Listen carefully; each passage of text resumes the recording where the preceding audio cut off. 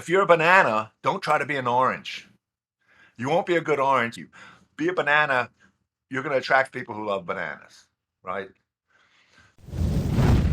Until you define what is satisfaction, what will satisfy you, you will never be satisfied. The lesson out of that is go where you're valued most. Go to environments, go to people where you're going to be valued most.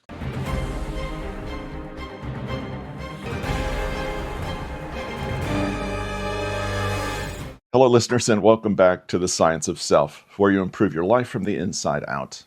We have a guest with us today, Cary Prejean.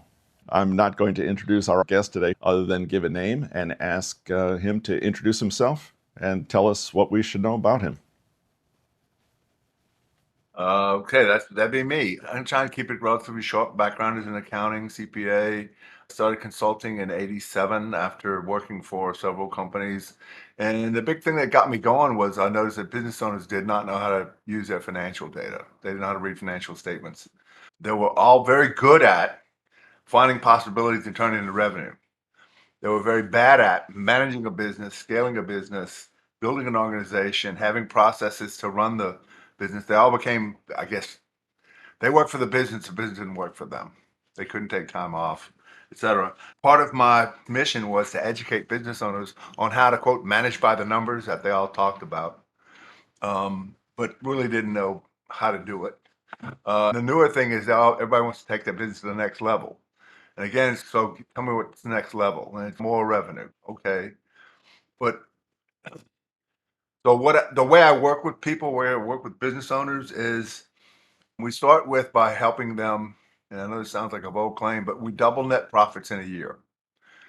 Secondly, we help you structure your business so that now the business works for you rather than you for it. The business is run by processes. We also get you actionable financial data on a weekly basis so that you can manage by the numbers.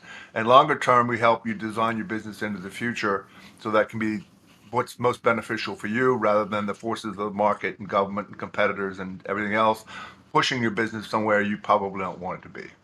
So, All right, Cary, so you're a business coach and you double profits, you deal with revenue and numbers and all those very invaluable things for a business owner. But this is not a business podcast, and our listeners are right. not looking for business advice, of course. They're looking for personal growth advice. So when my listener says before they tune out, what does this mean for me? What does this interview have for me? Can you draw some lines, draw some connections there for us? Most people walk through life, sleepwalking actually, with this narrative of if only my life were more, better, different, I'd be happy. But they never take the time to define or identify what is more, better, or different. I wish I made more money. And also, they refer to happiness like it's this thing that's out there that hopefully will find them someday. And happy is a very shallow, temporary emotion that's about, I'm happy because I assess this positive stuff is happening to me right now. What I point to is something that's more lasting. My question is, what is going to satisfy you? And by satisfaction, let me put it this way satisfaction is defined by what is enough action. So if you're saying you want more, better, different, what? You want more money? How much more? And if you just want more income, here's $10. You happy? You satisfied? No. Okay, so define the number. And here's something I learned a long time ago from one of my mentors. Until you define what is satisfaction, what will satisfy you, you will never be satisfied. You will always have that, if only my life were better, different. And most people spend about maybe 5 minutes thinking about what do I want out of my life? Then just I get a job, I go to work, I come home, drink a six pack, watch some tube, go to sleep and do it all over again and pray for the weekends so I can do even less. There's no, for me anyway, there's no satisfaction in that. I would be depressed. I would be resigned and resentful. And that's what most of these people are, resigned and resentful. And they're just going through the motions, just trying to get to the weekends. Because again, there's nothing I can do about it. That's the cement of everything. So when you begin to live in different conversations, you get to live in different moods. Again, the ambition, gratitude, joy, peace. And you have all these, now your world is wide open. You're a much you're a much happier person. If you're living in gratitude, joy, and peace, you're going to be happy most of the time. And if you live in ambition where there's all these possibilities, ambition is about what's possible and oh, that's possible, that's possible. Now you can begin to take action towards what define what is your satisfaction first. Then you can begin taking action to attain all that. Is any of this making sense? Absolutely, yes. There's so much in here. I'm making notes to get back to, but yeah, it's making perfect sense. So, for your listeners, if you're feeling stuck, if you're unhappy with life, if you're in a relationship that doesn't work, begin to define what actions, and again, in relationships, you can't, one of your things of satisfaction is the other person can't make you happy. The other person can't make you sad.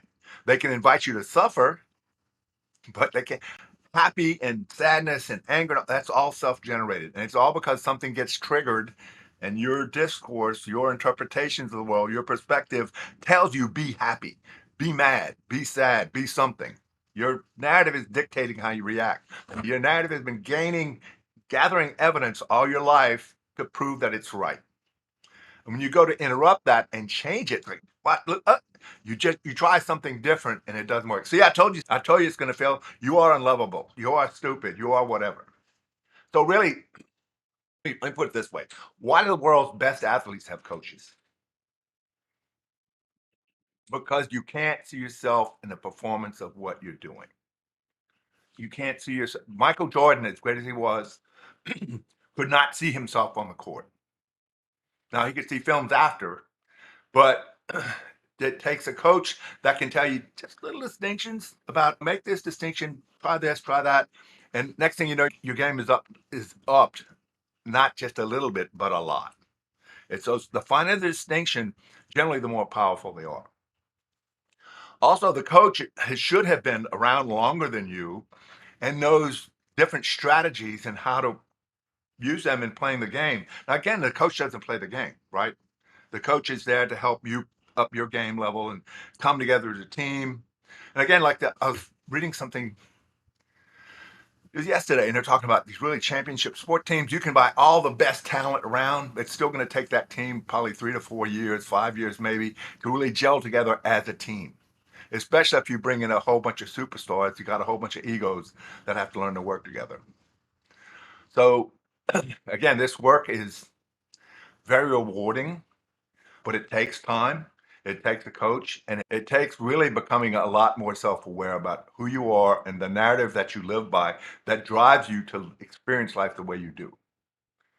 So, if you want a much more rewarding experience of life, it's available. You just have to live with that interpretation that, yes, there's all these possibilities. Yes, I'm grateful for everything I have. I'm at peace with, okay, I'm 70 years old. I'm a male. I'm married. I'm a grandfather. All the facts of my life. I accept all of that. That's who I am. There's some peace that comes with that. And the joy of, yes, I'm here. Everything in my life has got me to right here. This is still what's possible. And there's a lot of joy about that, right? There was a man who gave his son an antique automobile when he turned 18. And he told his son, he said, look, take it different places around town, find out what they'll give you for it. Don't sell it, find out what they give it for you. So he goes to a new dealer, a used car lot, and they offered him 500. So he goes to a new car dealership, and they offered him 1,000 as a trade-in, right? Incentive to buy. He went to an antique car dealer, and they offered him 5,000. He goes to a car club that specialized in that make, model, and car. Somebody offered him 30 grand. So the lesson out of that is, how do you want to say it? Go where you're valued most. Go to environments, go to people where you're going to you're going to be valued most. Nothing changed about the car. It's just the perceived value in those who saw it. So that was supposed to lead me somewhere about having different conversations. So what you have to be clear about money. Money was that was the thing. So what is money? Most people think money is the green paper we find in our wallets or the digital digits in our bank accounts. Those are artifacts. What is money for human beings? Money or is a promise. So people who acquire wealth acquire a whole bunch of promises that they can offer they'll buy what they want. Okay. If you look at a tree line in the distance, what tree you're going to notice? Pretty much to me, the tree that's taller than the rest. The different one. It's Yeah. yeah, the different one, right? Everything else just looks the same. So you don't want to be in a marketplace where you look like everybody else. You need to find out what is your special sauce, as they say, that people are going to want to be the path to your door. And you're not going to figure it out in a weekend. In other words, what is special about you as a human being? What is your offer to the world? And also be clear, you're not going to attract everybody. As I've said in classes I've taught about using the ontology of languages, half the world thinks you're an asshole. I don't care who you are, because of your age, because of your sex, because of the way you come from, because of the religion you practice, the way you look, something. Half the world's going to think, ugh. But the other half of the world, what is it about you that is, if you can be your authentic self, right? And I know that gets tossed around. What is an authentic self? If you can be who you really are, you're going to attract certain people. They're going to be attracted to who you are. They're going to be attracted to your discourse, attracted to your conversation. They're going to be attracted to you being you. Now this goes back into the 70s, but I read a book by Leo Lascalia. I don't know if anybody knows him, but his thing was, if you're a banana, don't try to be an orange. You won't be a good orange, so people who like oranges won't like you, and people who like bananas because you're trying to be an orange aren't going to like you. Be a banana, you're going to attract people who love bananas, right? Again, in terms of your personal offer to the world is be your authentic self, but you need to be real clear who is that. Again, it Right. comes down to who are you in the world? What is your offer? Not just what can you get from people. Not you're not trying to sell anybody anything, but what are your interests? What do you do? Why would somebody want to spend time with you? And you're not going to answer that in a weekend. It's going to Exactly. take some time. A person can't be themselves until they get rid of those false perceptions and the false lens that they put on the world, as you mentioned, that were presented to us in our early life as children, that color everything that we do. But you made an interesting point that that narrative continues to change as I go through life.